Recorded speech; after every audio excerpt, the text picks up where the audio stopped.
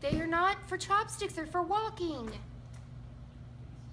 My face is for making sure you don't die. Go sit down. So get this. I get a gallbladder removed and Aaron fractures his foot. All in the same week. Judgy-free.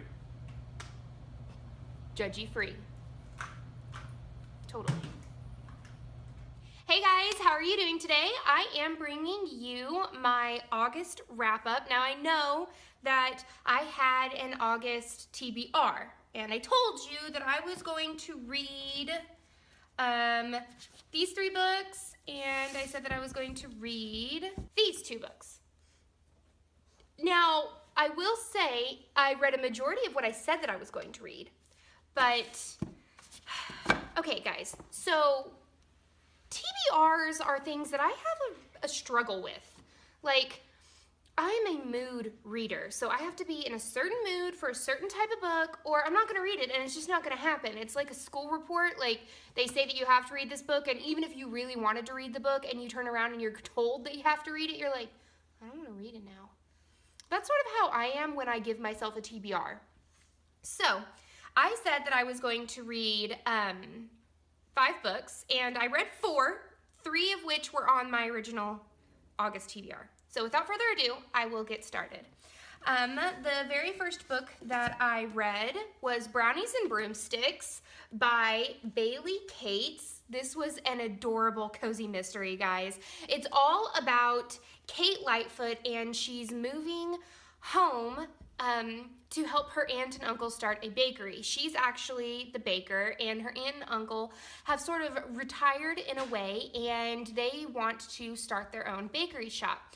And so they asked Katie if she would come down and help. She agreed, but it's more than that. Kate finds out that she's a little bit different from everyone else around her. Her whole entire life, she believed that she was different, but her mom always told her that she wasn't, that she was normal, that she was fine, and that there was nothing to worry about.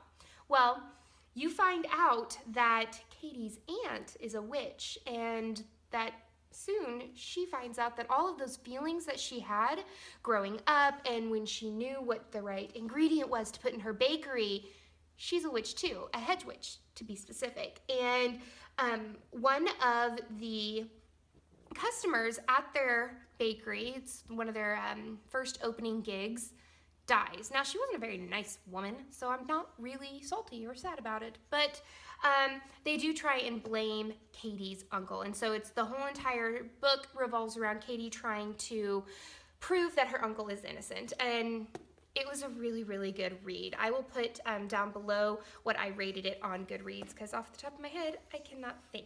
The next book that I read is still on sort of like the baking kind of theme. I think that I was just in the mood for a lot of sweets.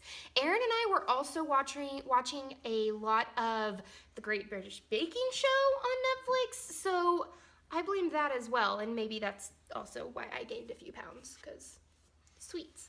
So this is On Thin Icing by Ellie Alexander. I really, really love this series. I also love the cover art. It is stunning. I love the bright colors, and I love the fact that on every one of her books, she has a little skull on there to, you know, someone dies and it's a cozy mystery. You know, it's fun.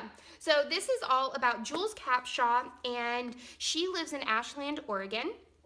And this follows her and her sous chef going up to the mountains for the Shakespeare Festival sort of like board of directors meeting up.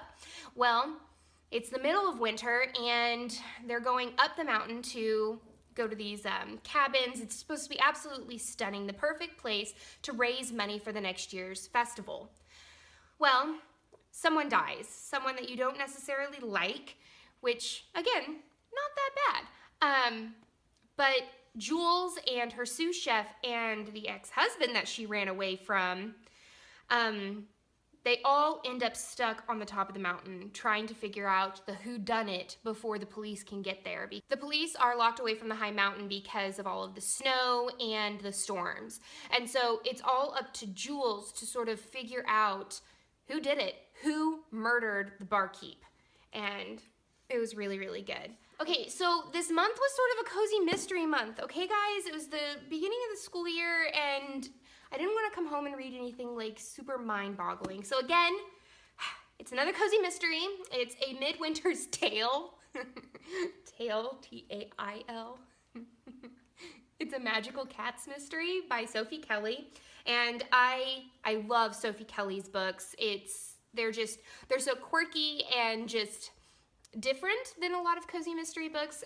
The main character is Kathleen, and she is a librarian in Mayville Heights. She's trying to raise money for a children's sort of like reading club to help better their literacy. Well, what happens is that they're at this big, huge hoopla, this big party for the children's literacy event, and a person who hasn't been seen in town for 20 years decides to show up. We find out that this is an estranged wife from one of the main characters in the town. And she bites into a chocolate and she dies. They first think that the death of this character is accidental, but then they soon find out that her chocolates were the only ones with the pistachio oil on it, and they're trying to blame one of the main characters in the town. Well, the town knows that Kathleen is very, very good at finding out the whodunits of the murdered people in the town, and so everyone comes up to her and asks her to please figure out the whodunit. And it was a really, really good book, very, very quick, quirky. I was pleased with it, and so I will rate what I put on Goodreads right down below. The last book that I read in August was Murder Uncorked. This is the first of the Wine Lovers Mystery series, and I actually found this series in Gardner's, my used bookstore in Tulsa.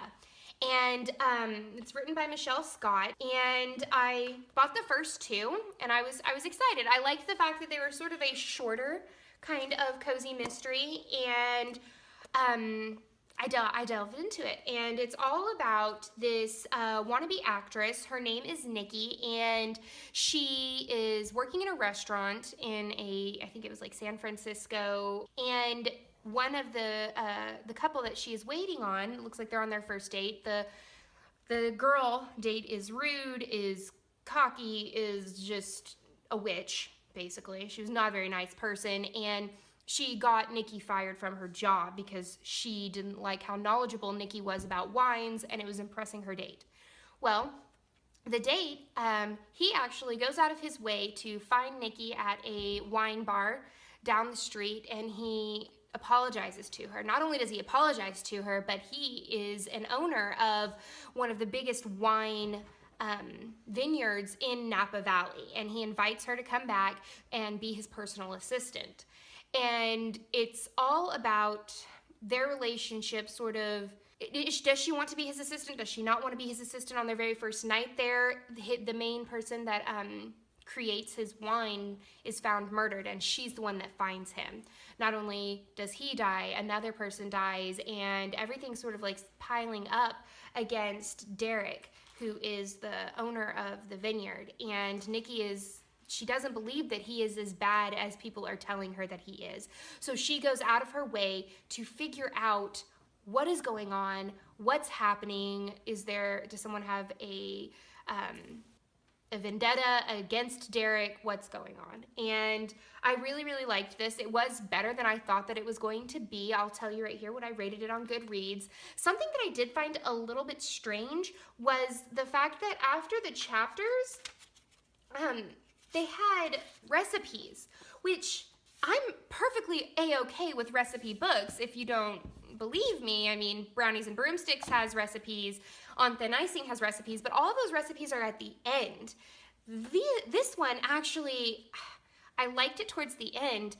They would actually put one of the recipes that they would be eating in the chapter, or a wine that they would be drinking in the chapter, they'd put it right after, which I thought was really, really cool, especially with my idea of cooking with cozies. Cooking with cozies! How cool is that? I'm really excited to do my very first YouTube video on cooking with one of the recipes that come from a cozy mystery. So those were the 4 books that I read in the month of August. All cozy mysteries, all totally worth it. I loved it and it was amazing. So that's the end of this chapter of Courtagonist, guys. I hope that you had an amazing reading month and that you are super excited for the fall. I actually changed my background. I'm so excited. Everything's all beautiful in color and it's my favorite season. I'm super duper excited. All right, guys. Happy reading. Bye.